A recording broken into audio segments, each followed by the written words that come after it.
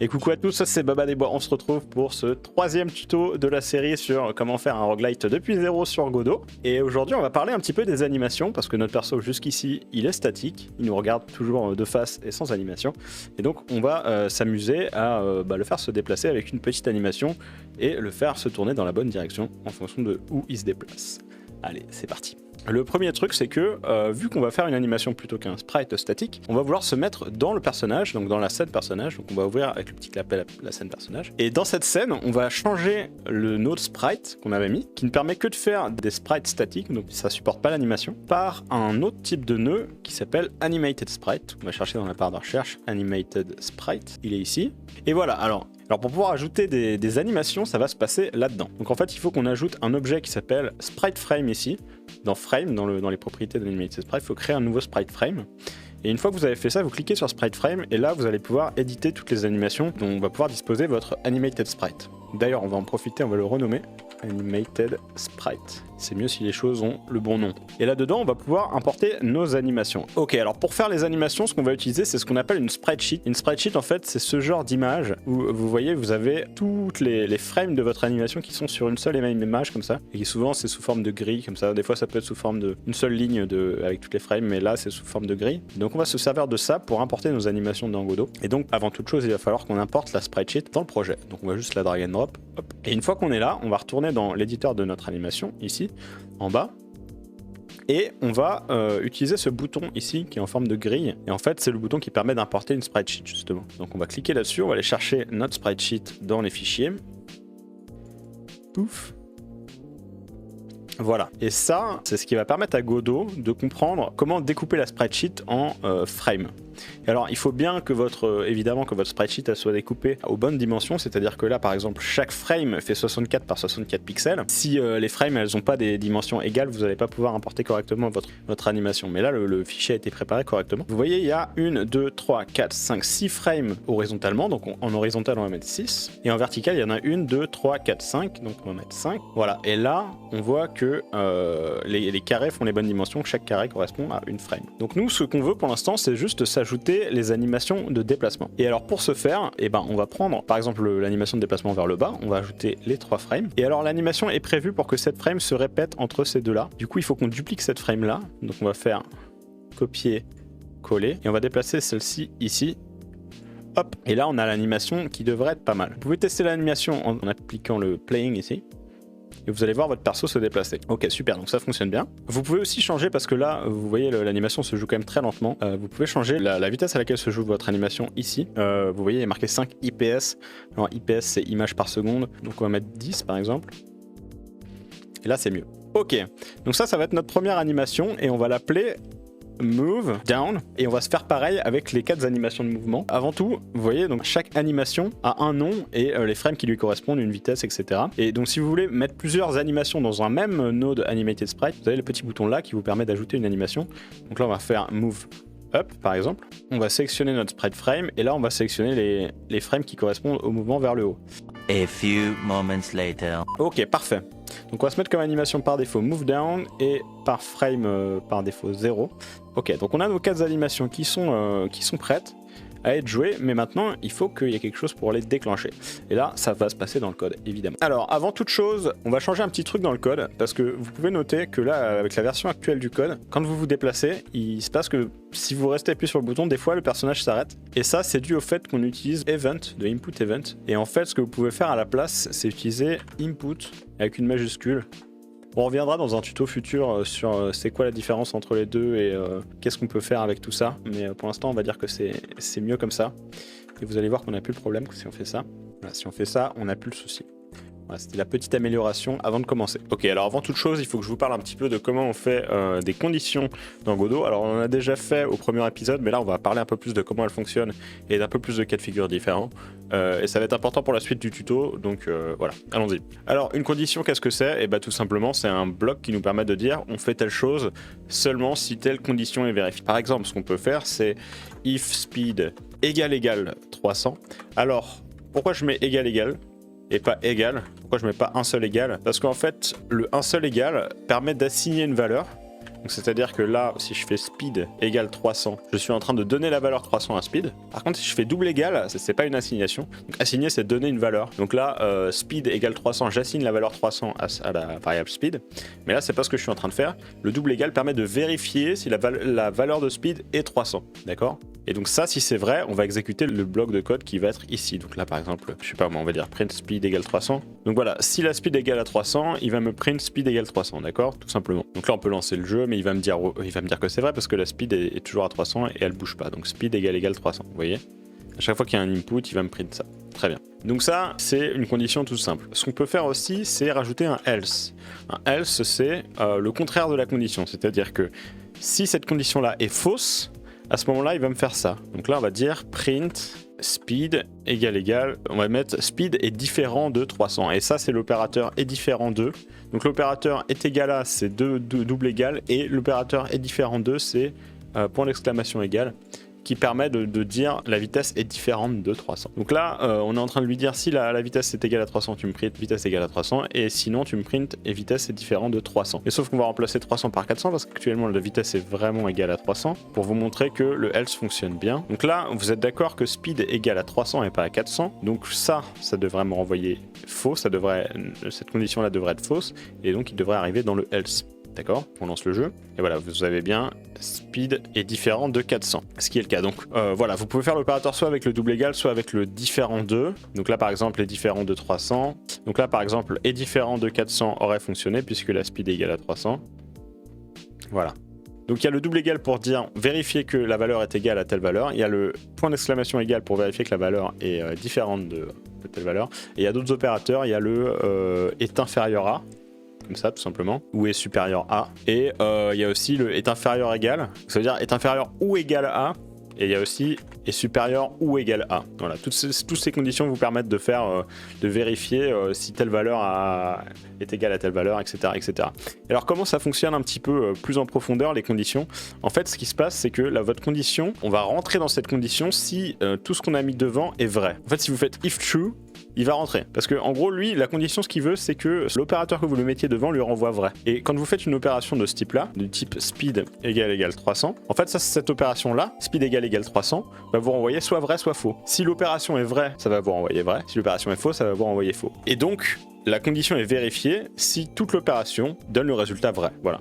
Et c'est ça qu'on appelle l'algèbre de Boole en fait. Donc en fait, c'est ce que je vous ai dit dans la première vidéo. En fait, ça vous renvoie des booléens, les conditions. Les opérations comme ça vous renvoie des booléens. Donc ça vous renvoie soit vrai, soit faux. Et l'algèbre de Boole, c'est le fait de faire des opérations avec des booléens, donc avec des vrais ou des faux. Et donc il y a quelques petits trucs à savoir. C'est que, donc voilà, il y a les égales et différents d'eux, il y a les supérieurs ou égales, est inférieur ou égal, etc., etc. Et il y a un deuxième truc que vous pouvez faire, c'est l'opérateur et qui est end. Donc, par exemple, on peut faire end direction égale vecteur 2.0 par exemple. Donc si la speed est de 300 et que la direction est de vecteur 2.0, à ce moment-là, ça va me faire ce truc-là. Et l'opérateur end, ce que ça fait, c'est que il faut que les deux conditions soient vraies pour que ça fonctionne. D'accord ? Donc là, il faut que speed me renvoie vrai et que ça me renvoie vrai. Et si les deux me renvoient vrai, alors à ce moment-là, la condition totale me renverra vrai. Et donc, je vais faire ça. D'accord ? Donc là, il faut que les deux conditions soient vraies avec le end. Et avec le or, il faut que une des deux conditions qui soit vraie. Et alors, petit dernier truc que vous pouvez faire, c'est si vous déclarez un booléen, par exemple, bool, je vais l'appeler booléen parce que bool, c'est un mot-clé. Bool égale true. Non, bool égale false, pardon, par exemple. Donc si j'ai un booléen égale false et que je fais if booléen, ça va me renvoyer faux. Booléen est faux, donc ça va jamais print. On est d'accord ? Par contre, ce que vous pouvez faire, c'est que les booléens, vous pouvez les inverser grâce à l'opérateur point d'exclamation. En fait, si vous mettez un point d'exclamation devant un booléen, ça l'inverse. Ce qui fait que vous pouvez faire la même chose aussi avec des conditions, puisque les conditions vous renvoient des booléens. Si je fais ça là, par exemple, speed égale 300, donc là ça me dira speed égale 300. Ça, tout ça, ça me renvoie un booléen. Et donc là, ça me renvoie toujours vrai parce que speed est toujours égal à 300. Mais par exemple, si je mets entre parenthèses tout ça, donc là, ça va la parenthèse va faire qu'il va faire cette opération là d'abord. C'est comme en maths en fait, quand vous mettez une parenthèse, l'opération qui est dedans devient prioritaire, donc c'est celle qui va traiter en premier. Et donc si vous mettez des parenthèses ici et que vous mettez un point d'exclamation devant, en fait, ce qui va se passer, c'est qu'il va d'abord faire l'opération speed égale 300, donc il va vérifier si cette affirmation est vraie ou pas. Donc là, on sait que speed égale 300 est vrai, parce que speed égale à 300. Donc ça va me renvoyer vrai. Mais comme il y a le point d'exclamation qui est devant, il va me renvoyer faux, parce qu'il va inverser le booléen. Donc le vrai devient faux. Et ce qui fait que ma condition va être fausse, et donc il ne va jamais print ce qu'il y a dedans.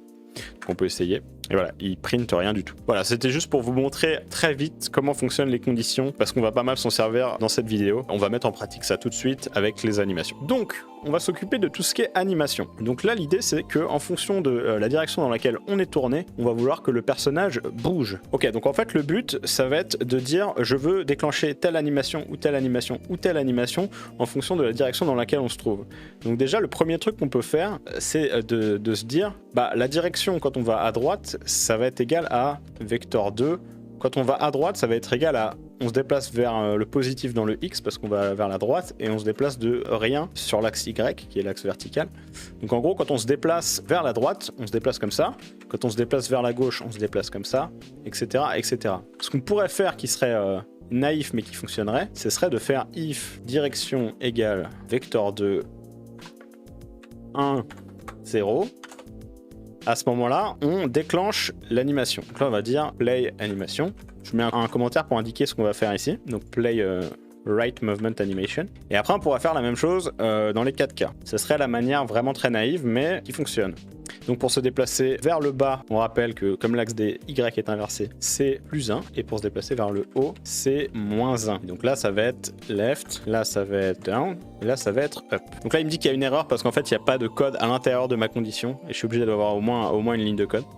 Donc pour l'instant, on va juste mettre pass. Ok, donc là, on est dans le nœud personnage. On est dans le script qui est attaché au nœud personnage. Donc si on veut pouvoir déclencher l'animation de l'animated sprite, il faut d'abord qu'on récupère le nœud animated sprite pour pouvoir lui dire joue telle animation. Il faut qu'on le récupère dans le code. On a une fonction qui sert à faire ça en fait, qui s'appelle getNode.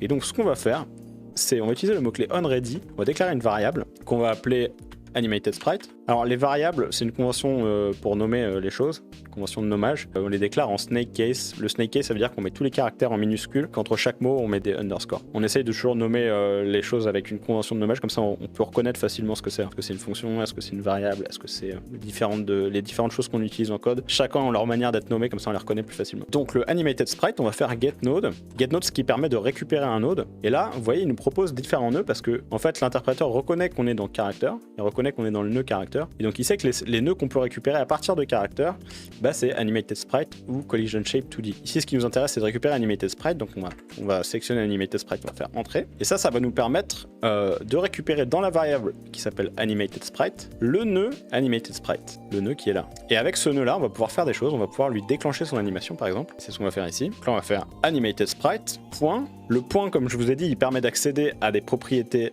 d'un objet. Ici, notre variable animated sprite, elle contient le nœud animated sprite, et un nœud, c'est un objet. Donc on pourrait accéder à ces propriétés, par exemple position. La position, c'est une propriété. Mais on peut aussi appeler des fonctions qui sont dans le nœud animated sprite. Et ici, c'est ce qu'on va faire. On va appeler la fonction play. Donc ici, on a dit qu'on voulait se déplacer vers la droite. Or, vous vous rappelez, on a nommé notre animation move right, pour se déplacer vers la droite. Donc ce qu'on va faire, c'est qu'on va lui dire, je joue l'animation move right. Donc on va lui dire play move right. Et la fonction play, en fait, permet de déclencher l'animation pour se déplacer vers la droite. Donc on va faire la même chose 4 fois pour lui dire, déplace-toi à droite, déplace-toi à gauche, déplace-toi en bas, déplace-toi en haut. Et donc on peut tester. Et vous voyez que notre personnage, il se tourne bien dans la bonne direction. Donc ça, c'est une bonne nouvelle. Il s'anime bien aussi. Et par contre, il y a un petit souci, c'est qu'il continue à être animé même quand il bouge pas. Et ça, bah, c'est tout simple, c'est parce qu'une fois qu'on a dit qu'on jouait l'une des animations, on lui a jamais dit de s'arrêter en fait. Donc il a aucune raison de s'arrêter, il continue. Voilà, donc il va falloir lui dire, bah, quand tu te déplaces nulle part, il faut que tu t'arrêtes. Donc ce qu'on peut faire tout simplement, c'est lui dire if direction égale vector 2.0. Vous vous souvenez qu'on peut faire vector 2.0. Vector 2.0, c'est l'équivalent de vector 2, 0, 0. Mais on va faire vector 2.0 parce que c'est plus littéral, j'aime bien. Ça revient au même. Hein. Donc si vector 2 égale vector 2.0, à ce moment-là, on va faire animated sprite.stop. Stop, c'est la même chose que play, c'est-à-dire qu'une fois que tu appelles stop, ça arrête l'animation. Donc là, qu'est-ce qui se passe si on joue? Donc là, ça se passe bien. Mais vous voyez qu'il y a un autre problème, c'est que bah, de temps en temps, quand vous vous arrêtez, il s'arrête sur une frame où le personnage est en train de bouger comme ça, mais il s'arrête sur place. Et ça, c'est pour une raison simple, c'est parce qu'il n'y a rien qui le remet au début de l'animation. Si vous regardez dans votre animation, ce qui nous intéresse, c'est la position statique, et la position statique, elle est toujours en position 0, vous voyez, c'est toujours la première frame, et comme on compte à partir de 0 en informatique, c'est toujours la frame 0 qui est la frame statique, quelle que soit l'animation. Hein. Donc en fait, ce qu'on peut faire, tout simplement, c'est rajouter, quand on s'arrête, on fait animated sprite ou un set frame qui permet de choisir la frame sur laquelle on va se mettre. Et là, on sait que bah, c'est la frame 0 sur laquelle on veut se mettre, donc on va mettre set frame 0. Et là, une fois qu'il s'arrête, il s'arrête toujours sur la frame 0. Alors, on a déjà un truc qui fonctionne bien. mais c'est largement améliorable et vous allez voir pourquoi. Il y a plusieurs petits soucis. Alors le premier, c'est que, enfin c'est pas vraiment un souci, le premier c'est plutôt une petite astuce, c'est qu'en fait vous pouvez remplacer chaque vecteur qu'il y a là, qui sont un petit peu difficiles à lire, enfin un petit peu, il faut essayer d'analyser, de se dire 1 c'est vers la droite, moins 1 c'est vers la gauche, etc. C'est un petit peu chiant. Donc ce que vous pouvez faire, c'est remplacer par point right, qui correspond exactement à la même chose que ce qu'on avait avant, c'est-à-dire parenthèse 1, 0. En fait, un vecteur qui est dirigé vers la droite peut aussi le nommer vecteur 2.right. On peut faire pareil avec vecteur 2.left, up et down. Donc ça fait exactement la même chose, hein. C'est exactement le même vecteur. Mais simplement, ça rend le code plus facile à lire en fait. Ça peut être utile. Deuxièmement, il y a un truc qu'il faut que vous sachiez aussi, c'est qu'on essaye d'éviter de faire ce qu'on a fait là. On appelle ça une forêt de if, c'est-à-dire mettre plein de if les uns à la suite des autres. On essaye d'éviter de faire ça. Et il y a plusieurs manières de faire, mais une des manières assez simples d'éviter de faire ce problème-là, c'est d'utiliser ce qu'on appelle un match. Et alors match, en fait on fait juste, on tape match, parenthèse, on lui passe la valeur qu'on veut checker, donc ici c'est direction, parce qu'à chaque fois on est en train de checker direction, on est en train de voir si direction est égale à right, ou s'il est égal à left, ou s'il est égal à down, etc. Donc pour pouvoir remplacer ça, on va faire match direction, 2 points, et là on va lui passer les différents cas de figure. Donc le cas de figure où il va être vers la droite, c'est vecteur 2.right, et dans ce cas-là on va faire ça, et on va faire pareil avec left, avec down, et avec up. Et là ça nous évite d'avoir une forêt de if, c'est quand même plus propre. Et alors le truc que vous pouvez faire, c'est que si vous avez une seule ligne qui s'exécute, vous pouvez tout mettre sur la même ligne, paf, comme ça prend moins de place et c'est plus lisible. Donc là vous pouvez tester que je vous ai pas menti, hein, ça fonctionne toujours pareil. Voilà. Mais le code est quand même vachement plus lisible. Voilà, ça c'est une première chose. Il y a un deuxième petit souci que vous avez peut-être pu remarquer, c'est que dans l'état actuel du code, si vous vous déplacez dans une direction en diagonale, donc là par exemple si je me déplace en diagonale bas, vous voyez votre perso il se déplace beaucoup plus vite que si vous vous déplacez à droite ou à gauche. En fait, il se déplace 2 fois plus vite. Et la raison, c'est parce que, en fait, là, la façon dont on a fait les choses fait que il peut y avoir le X de direction et le Y de direction à 1 tous les deux ou à 1 et moins 1.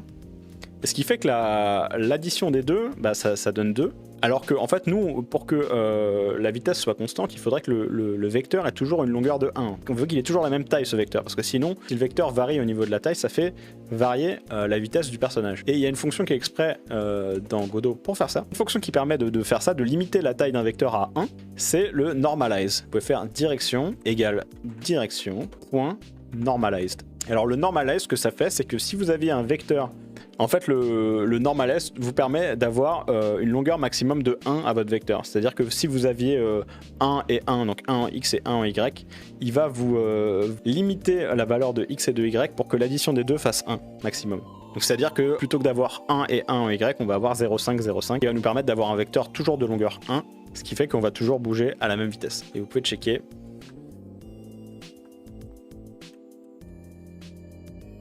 Et voilà, donc là notre perso, même si on se déplace en diagonale, se déplace à la même vitesse que si on se déplace latéralement. Voilà, petit dernier truc que vous pouvez améliorer, donc vous voyez comme on check déjà direction dans le match, on check la valeur de direction si elle est égale à right, left, down ou up. En fait ce qu'on peut faire c'est simplement mettre tout ça ici.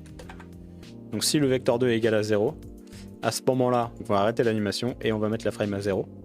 Ça permet de faire la même chose mais sans avoir plusieurs conditions quoi. On a une seule condition, un seul match qui vérifie chaque possibilité. Voilà, c'est tout pour ce tuto où on a appris à faire nos premières animations et les animations de mouvement du personnage. On se retrouve la semaine prochaine où on va aborder, on va faire attaquer notre personnage, il va pouvoir attaquer avec son épée et on va lui donner la possibilité de casser des pots, un peu comme dans Zelda, pour trouver des choses à l'intérieur. N'oubliez pas que vous pouvez me suivre sur les réseaux sociaux, sur Twitter, sur Instagram. Évidemment, je tourne les vidéos ici en live sur Twitch, donc vous pouvez aussi me suivre sur Twitch. Autre truc important qu'il faut que je dise, c'est que tous les assets qui sont utilisés dans cette vidéo sont trouvables sur Itch.io, donc je vous mets le lien en description. Vous suivez le lien de Itch.io, vous allez tomber sur la page d'un asset pack donc qui contient tous les fichiers qu'on utilise, donc tous les sons, toutes les images, etc. qui sont utilisés, qui ont été faites pour ce tuto sont trouvables là-dedans. Tout est gratuit, mais vous pouvez faire une donation si vous avez envie, si ça vous plaît et que ça vous paraît utile. Et enfin, vous pouvez faire une petite donation sur le Ko-fi qui est ici si vous le souhaitez, mensuel ou juste une fois. Et si vous choisissez de faire des dons mensuels, vous aurez accès aux vidéos quelques jours en avance. Les vidéos sortent tous les vendredis et vous aurez accès à la vidéo le mercredi si vous faites une donation. N'oubliez pas de lâcher un petit like, éventuellement de mettre un petit commentaire si vous avez des questions ou quoi que ce soit. Et je vous fais des poutous, je vous dis à la semaine prochaine. Salut!